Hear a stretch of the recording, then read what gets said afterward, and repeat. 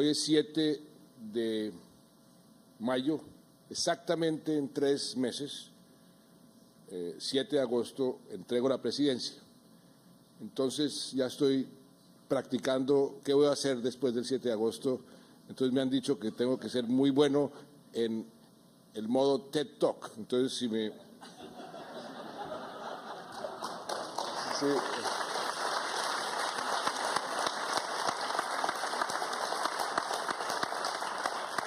Entonces, permítame que me salga de mi atril y les hable en ese modo. Primero que todo, gracias por estar aquí. WWF ha sido una aliada de Colombia en esta causa por más de 25 años. Una gran aliada que apreciamos enormemente porque tenemos coincidencias en nuestros objetivos y para Colombia esta alianza es muy importante, precisamente por la riqueza que tenemos. Como aquí mencionó Marilu, nosotros somos un país con una inmensa riqueza en materia de biodiversidad, eso para ninguno de ustedes es un secreto. Somos el número 1, por ejemplo, en aves, en orquídeas, el número 2 en plantas, en anfibios, en mariposas, el número 3 en palmas, en diferentes tipos de palmas, de reptiles, el número 4 del mundo en mamíferos, tenemos el 53% de nuestro territorio cubierto por bosques y tenemos más de 314 diferentes ecosistemas marinos y continentales. Pero esta gran riqueza, como ustedes también saben mejor que yo, está en peligro. Está en peligro por culpa nuestra, los seres humanos, el desarrollo irresponsable y desordenado, y está en peligro por el cambio climático. Somos muy vulnerables, somos de los países más vulnerables frente al cambio climático, me dicen los expertos, por nuestra localización geográfica, por diferentes fenómenos, y lo hemos vivido en carne propia. Le contaba al presidente, ahora antes de entrar a este salón, una anécdota. Yo, antes de posesionarme como presidente ante el Congreso de la República, me fui a donde una comunidad indígena, que queda no muy lejos de aquí, al norte de Cartagena, en la llamada Sierra Nevada. Son los indios Kogi, muy antiguos.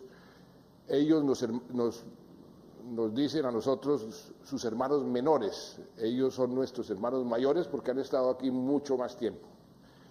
Y fui a pedirles permiso para poder ir al Congreso y posesionarme como presidente, algo que no se había hecho nunca y que aceptaron con gran generosidad, me entregaron un bastón de mando y me dijeron, algo increíble porque sucedió casi que en el mismo tiempo, me dijeron, nuestra prioridad, lo que queremos que usted haga es cuide a la madre tierra, cuide a la madre naturaleza porque ella está furiosa.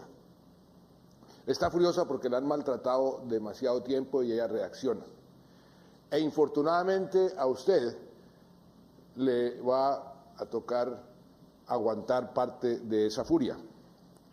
Y a la semana comenzó el peor fenómeno de la Niña que hemos sufrido en nuestra historia.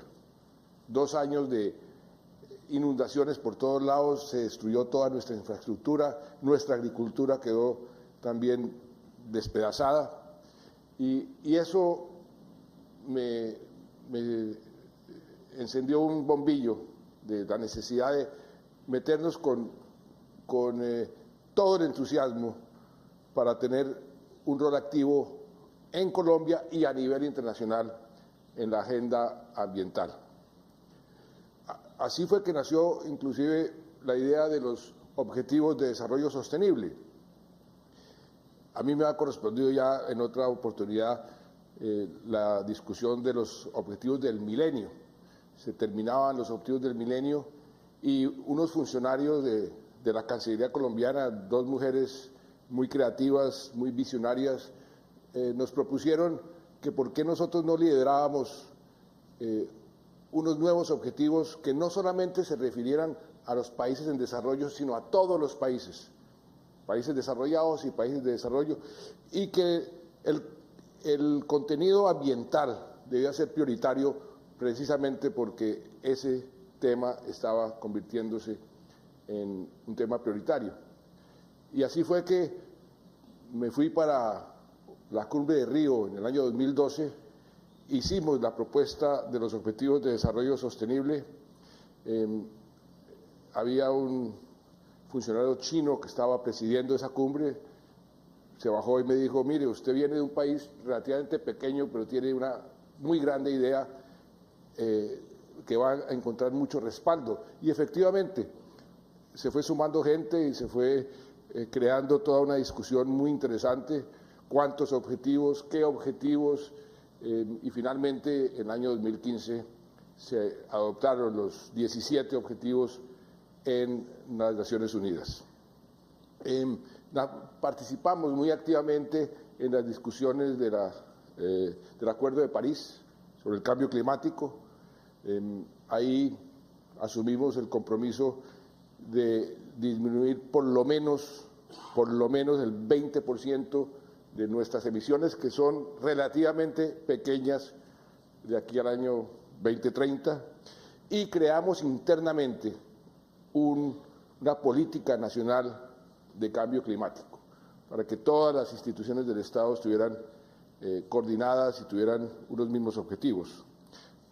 Hicimos toda la labor para ser admitidos en los dos comités ambientales de la OCDE, el de política ambiental y el de sustancias químicas, y mucho antes de eso fuimos tal vez el primer país o uno de los primeros países en ratificar el Convenio de Diversidad Biológica en el año 1995, porque ya desde esa época entendíamos la importancia de nuestra biodiversidad.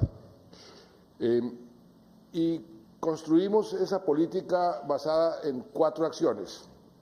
Primero, tener una institucionalidad fuerte, efectiva. Nosotros, en algo totalmente irracional, doctor Mogollón, habíamos desaparecido el Ministerio de Medio Ambiente. Aquí creían, como creen algunos, que no hay cambio climático. Lo que hicimos, tal vez de las primeras acciones, fue restituir el Ministerio de Medio Ambiente, fortalecerlo, darle mucho más presupuesto. Nos propusimos, como segundo objetivo, conocernos a nosotros mismos. ¿Qué es lo que tenemos realmente? Porque si uno no conoce lo que tiene, no lo puede proteger. Resolvimos también como objetivo, cuando creamos la institucionalidad, conservar esa riqueza de las diferentes formas que se pueda conservar. Y pusimos al gobierno, inclusive con la ayuda de otros poderes del Estado, porque también se aprobó en el Congreso de la República un modelo de crecimiento verde. Esas fueron como las 4 acciones que nos propusimos al comienzo del gobierno para irlas impulsando. Entonces, eso lo hicimos poco a poco, y con el fenómeno de la Niña también aprendimos que teníamos que hacer acciones para mitigar los efectos del cambio climático. Creamos toda una institucionalidad, un fondo que financia proyectos que mitiguen los efectos del cambio climático, más de 2.000 proyectos de adaptación al cambio climático que ya se han financiado, se han terminado, que ha reducido sustancialmente la vulnerabilidad. En Colombia, como en el resto del mundo, está lloviendo mucho más fuerte, y sin embargo la cantidad de daño que hace esa lluvia más fuerte se ha disminuido precisamente por la adaptación a ese cambio climático y esas obras que hemos venido haciendo. Identificamos mejor los desafíos climáticos con técnicas de medición más eficientes. Por ejemplo, el año 2010 teníamos 100 imágenes satelitales por año. Hemos hecho un gran esfuerzo, hoy son 1.550 imágenes satelitales por año para tener mejor información, para poder reaccionar mejor y poder planear mejor. Nos propusimos conocernos de diferentes formas y se nos abrió una gran oportunidad, la paz. Yo dije desde el principio, cuando comencé el proceso de paz, que pondríamos las víctimas, primer acuerdo de paz, primera resolución de un conflicto armado que coloca a las víctimas en el centro de la solución. Eso nunca había sucedido en ningún país del mundo. ¿Por qué les pusimos las víctimas? Pues porque son las que más sufren un conflicto armado. Y nosotros tenemos muchas víctimas, más de 8 millones de víctimas. Entonces sus derechos, el derecho a la reparación, a la verdad, a la justicia, a la no repetición, fueron los principios sobre los cuales se negoció este acuerdo de paz, un acuerdo de paz muy completo, muy ambicioso. Pero había otra víctima, y lo dije desde el principio de esta guerra, el medio ambiente. El medio ambiente se estaba convirtiendo en otra víctima terrible que teníamos que también reparar. ¿Por qué digo que se va a convertir en una víctima? Porque la guerra estimulaba, por ejemplo, los cultivos de coca, y los cultivos de coca estimulan la deforestación en los bosques tropicales, porque la guerra estimulaba, o no estimulaba, producía los ataques a los oleoductos. Y si uno suma todos los barriles de petróleo vertidos sobre nuestros ríos y nuestros mares durante esta guerra, suman más de 14 veces el volumen que se derramó en el famoso incidente del Exxon Valdez. De esa magnitud es el daño a nuestro medio ambiente. Aparte de eso, la minería ilegal, el uso del cianuro, del mercurio, que contamina para siempre nuestros ríos y nuestros mares. Entonces, eso, por un lado, teníamos que reconciliarnos, como nos estamos reconciliando los seres humanos, tenemos que reconciliarnos con la naturaleza, con el medio ambiente, porque ha sido víctima. Pero al mismo tiempo, la paz nos ofrecía llegar a sitios donde hacía mucho tiempo nunca habíamos llegado, el Estado nunca ha estado presente porque estaban siempre en guerra.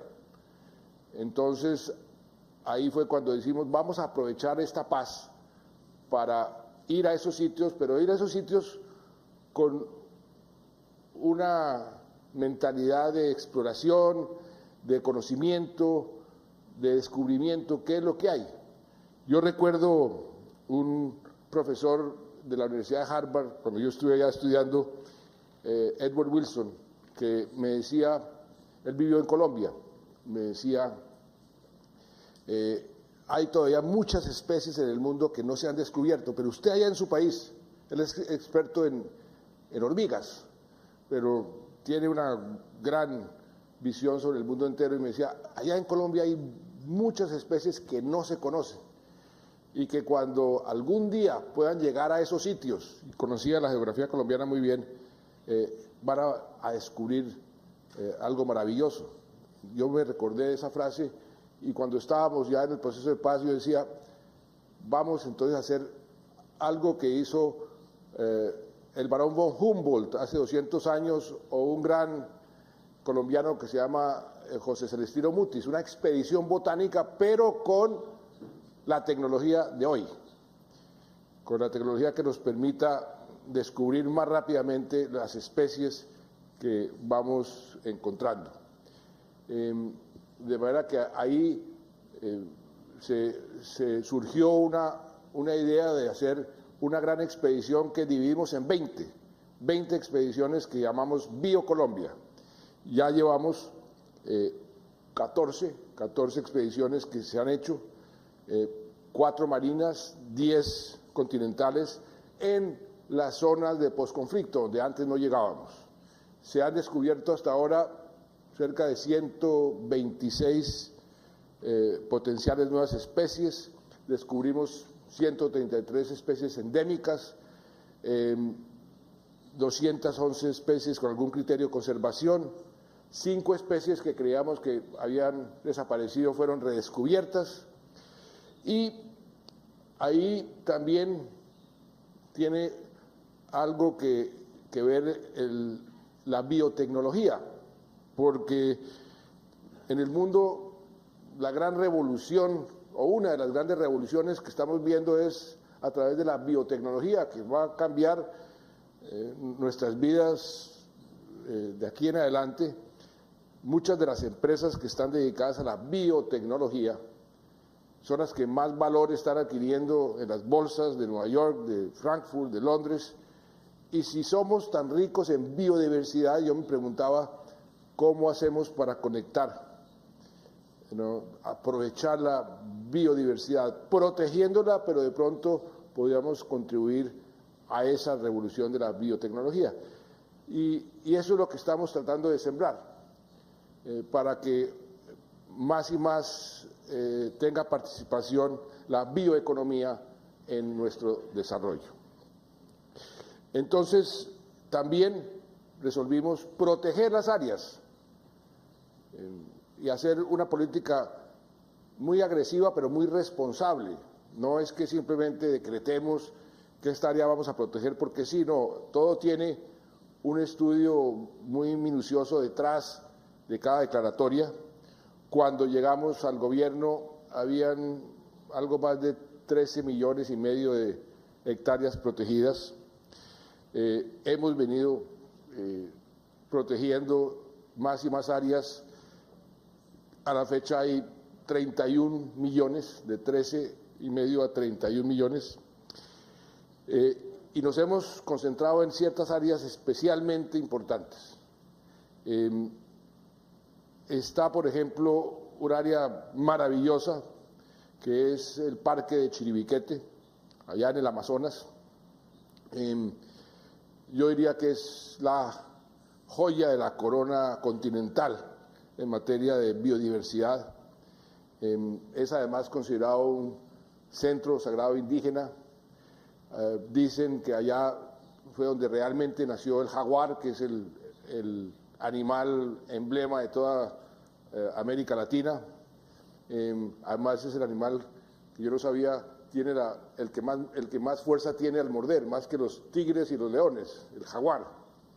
Y tiene toda una simbología muy apasionante. Escuchar a los antropólogos sobre lo que hay en Chiribiquete ya de por sí es una experiencia maravillosa. Es un tesoro arqueológico, biológico, pintura rupestre, tepuyes, en fin. Ese parque lo encontramos con 1.3 millones de hectáreas protegidas, lo aumentamos a 2.8 y en los próximos días, yo creo que en las próximas semanas, ministro, vamos a aumentarlo, aquí está la directora de parques, en 1.5 millones adicionales, o sea, de 1.3 el solo parque de Chiribiquete.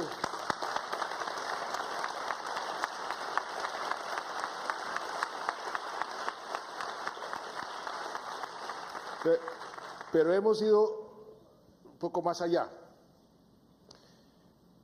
Los mejores guardianes de la naturaleza son los indígenas.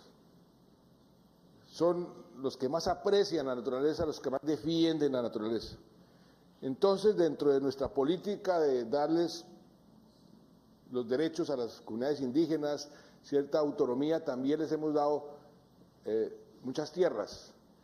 Y entonces lo que hemos hecho con una comunidad, que es la que está allá en el Parque de Chiribiquete, que se llaman los indígenas huitotos, les hemos dado ya 1 millón de hectáreas alrededor del parque para que ellos sean como el buffer, el área de protección, y que podamos, que sean los garantes de que nadie va a entrar a destruir ese parque. Dimos un salto muy grande en la protección de áreas marinas.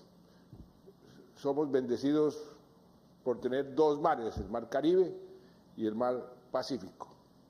En el año 2010, cuando llegamos al gobierno, había 1.3% de áreas marinas protegidas, ya hay 13.7%, hemos ido aumentando, superamos ya con creces la meta Aichi, que era del 10%. Una de las joyas de nuestra riqueza marina está en el Pacífico, en unas islas que ustedes ven ahí, que son las islas de Malpelo, que eso con las islas Galápagos en Ecuador y las islas de Coco en Costa Rica, queremos que sea como un corredor de protección. Yo he estado hablando con el presidente de Costa Rica, el presidente de Ecuador, para ver si protocolizamos eso, pero mientras tanto nosotros hemos ido aumentando esa área protegida. La isla de Malpelo tiene una riqueza impresionante. Los tiburones martillo, por ejemplo, dicen que es donde está la mayor concentración del mundo de tiburones martillo. Los corales que se encuentran ahí. Al comienzo del gobierno había 950.000 hectáreas protegidas, la aumentamos a 4,5 millones. Y así estamos entonces protegiendo áreas marinas y áreas continentales. Aparte de eso, nosotros tenemos páramos. No he podido encontrar la traducción de páramo, ni al inglés, ni al francés, ni al alemán, no he podido encontrar. ¿Por qué? Porque los páramos solamente existen en Sudamérica, en los Andes, y son unos ecosistemas muy especiales que están en las puntas de la cordillera de los Andes, que son verdaderas fuentes, fábricas de agua. Son verdaderas fábricas de agua. El 70% de los ríos de Colombia nacen en los páramos. Y nosotros tenemos en Colombia el 50% de todos los páramos del mundo. El resto están en Bolivia, en Perú, en Ecuador, pero el 50% de esas fábricas de agua están en Colombia. Resulta que, como sucede tantas veces en la vida, como teníamos páramos y las hemos tenido siempre, nadie los apreciaba y nadie los cuidaba.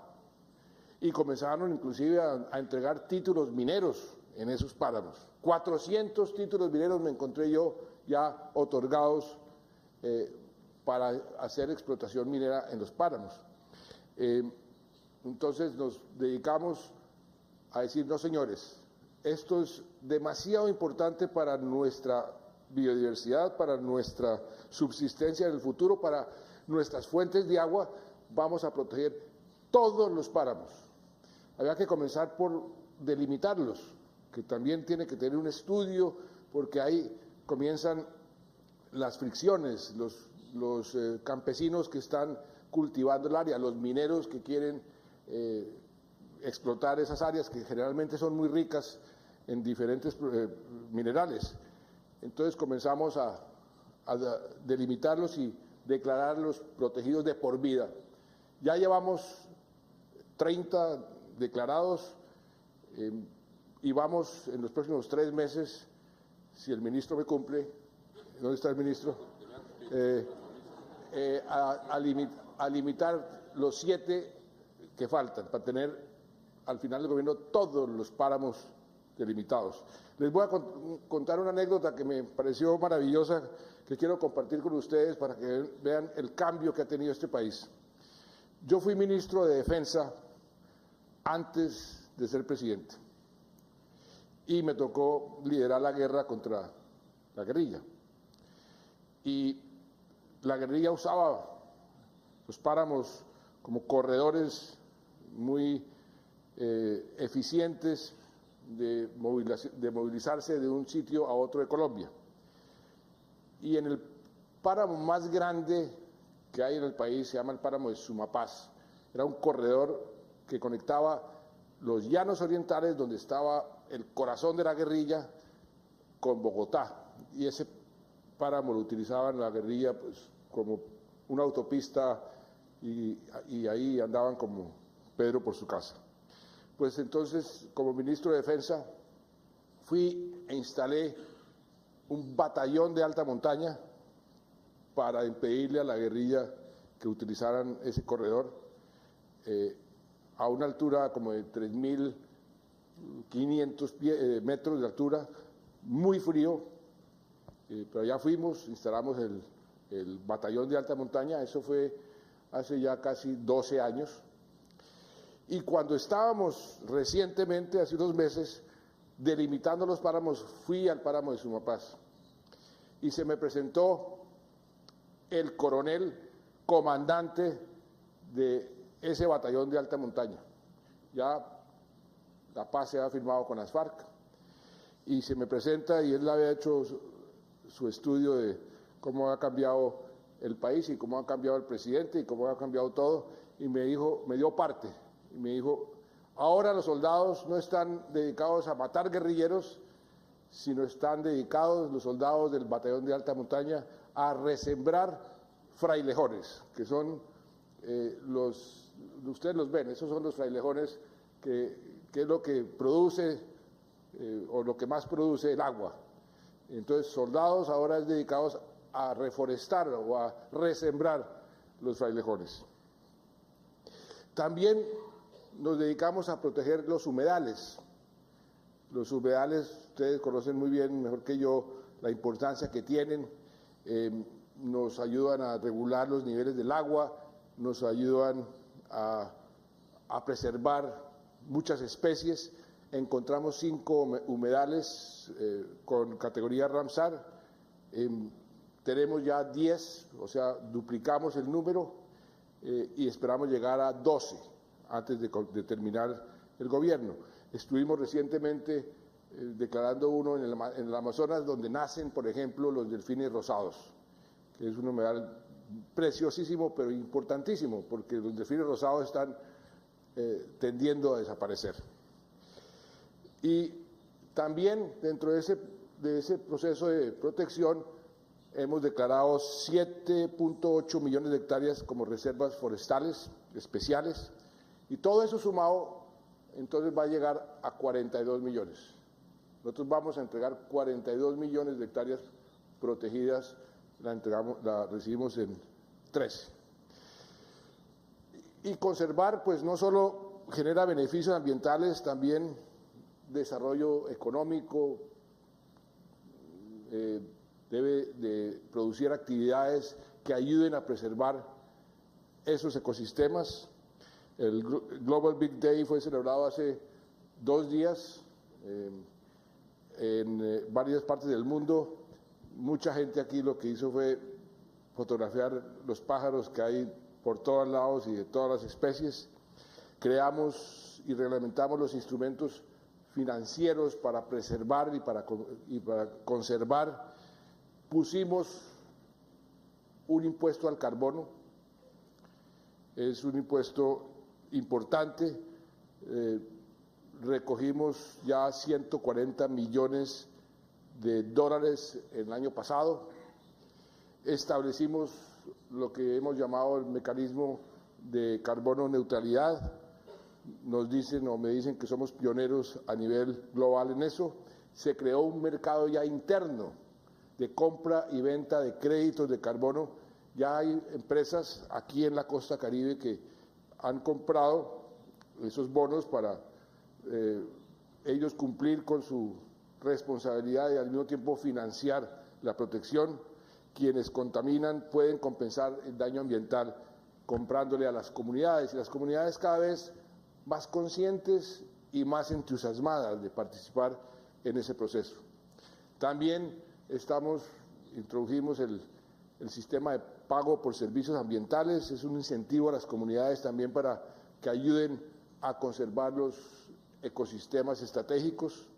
Le pusimos un impuesto a las bolsas plásticas. Aquí WWF nos ayudó muchísimo, han sido nuestros aliados.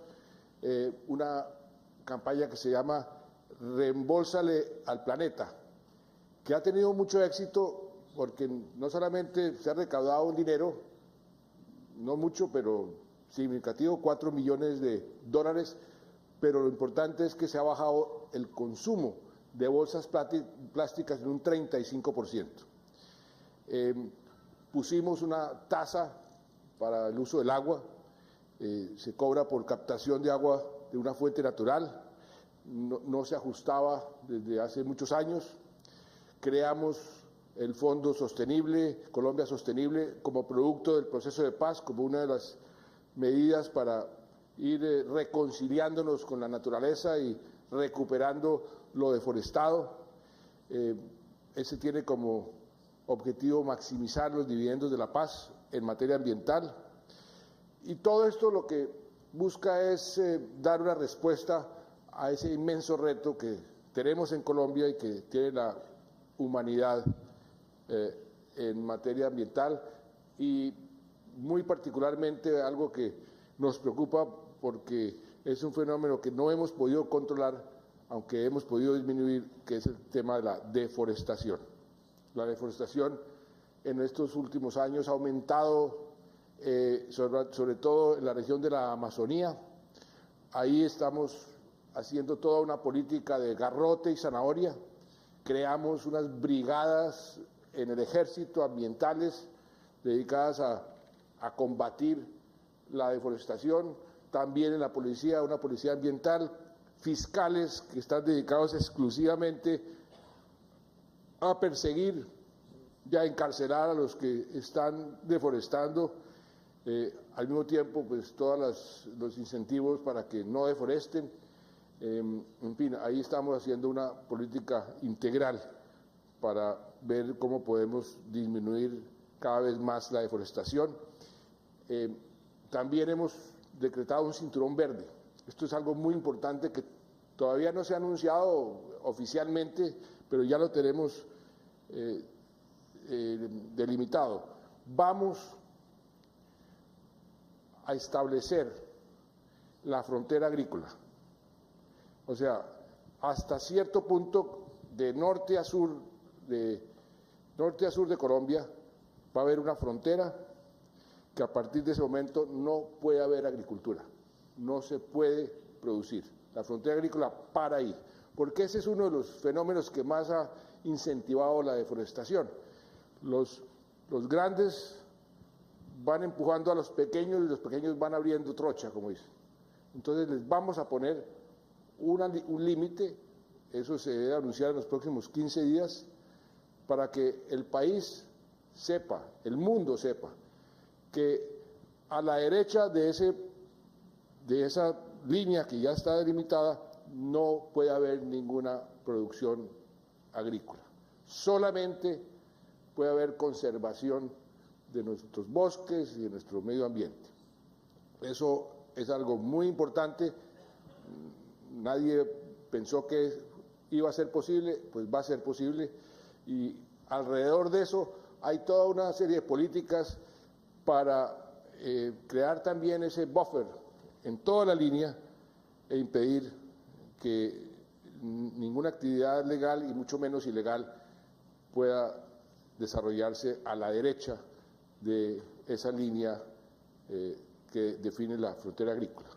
También estamos buscando hace algún tiempo crear algo que se ha denominado el AAA, un corredor, que es los Andes, la Amazonía y el Atlántico. Ahí está toda la riqueza de la Amazonía.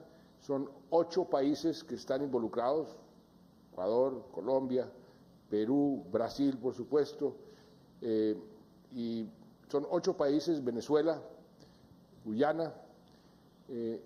Hemos ya hecho gestiones para ver si podemos entre todos declarar ese corredor, para tener políticas comunes de conservación, de estímulo a las comunidades indígenas para que cuiden ese corredor. En fin, es algo ambicioso, pero que ya está en marcha.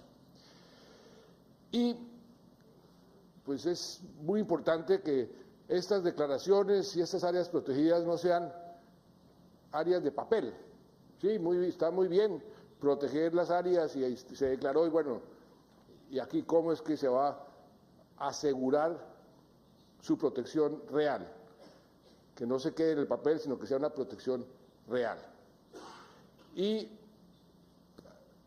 con eso con ese propósito hemos impulsado una iniciativa con ustedes, con la WWF, que hemos denominado Herencia Colombia.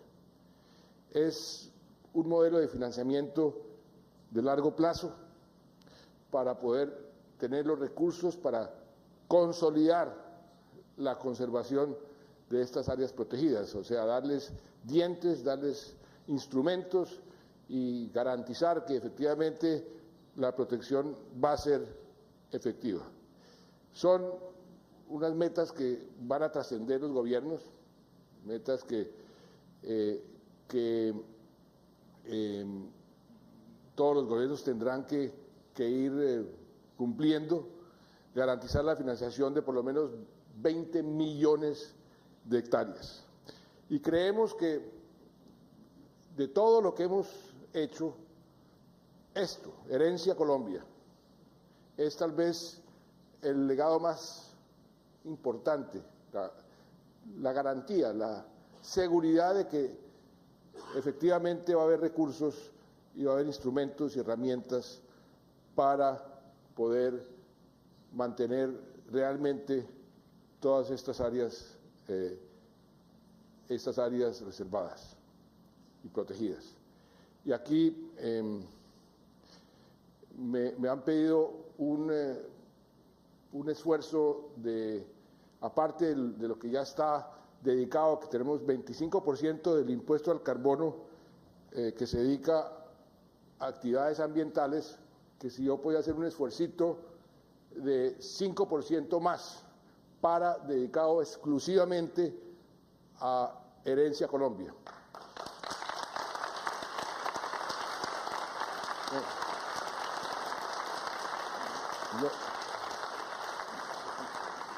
Yo no iba a decir que sí, pero me van a obligar a decir que sí.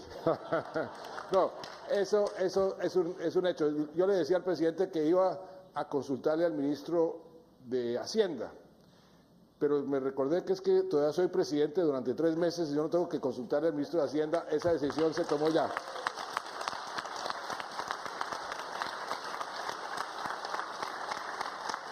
Y es el 5% a perpetuidad, o sea, esto va a ser todos los años hasta que Dios nos dé vida a todos nosotros y más allá. Los invito a ver el video de Herencia Colombia y con eso termino este TED Talk ante ustedes, agradeciéndoles realmente la presencia aquí. Esto nos estimula a todos los colombianos que ustedes, esta organización tan importante con estos propósitos tan loables y tan importantes para mi país, para Colombia, que ustedes se hayan tomado el trabajo de venir a Cartagena, venir a Colombia a celebrar su convivencia anual, pues es algo que para nosotros es muy importante, por eso les agradezco mucho y los invito a ver este video sobre Herencia Colombia. Muchas gracias.